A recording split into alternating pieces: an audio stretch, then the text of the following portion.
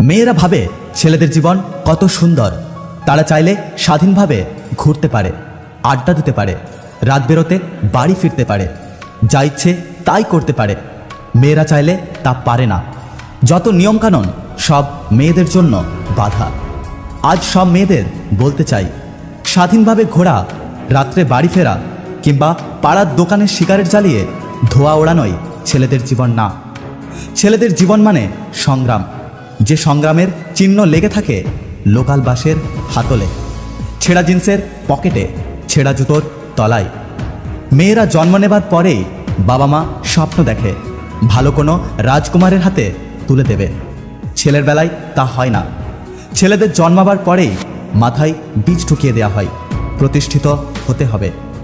আদর্শলিপি বই হাতে দিয়ে আর ফু দিয়ে বোঝানো হয়, প্রতিষ্ঠিত না হতে পারলে কপালে সুন্দরী বধূ নেই, বাড়ি নেই, গাড়ি নেই, কিছুই নেই।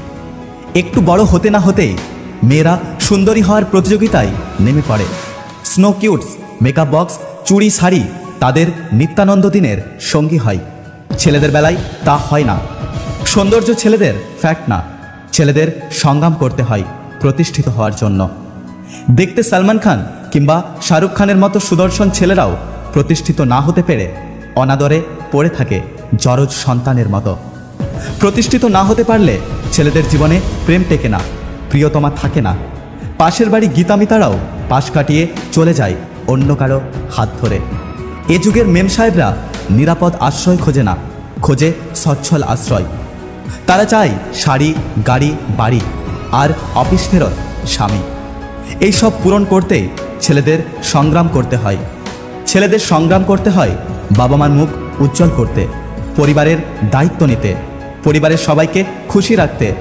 এমনকি স্ত্রীর একটা জন্ম নিয়ন্ত্রণ পিল কেনার থেকে শুরু করে সন্তানের উচ্চ শিক্ষা পর্যন্ত সব কিছুর জন্যই ছেলেদের সংগ্রাম করতে হয়।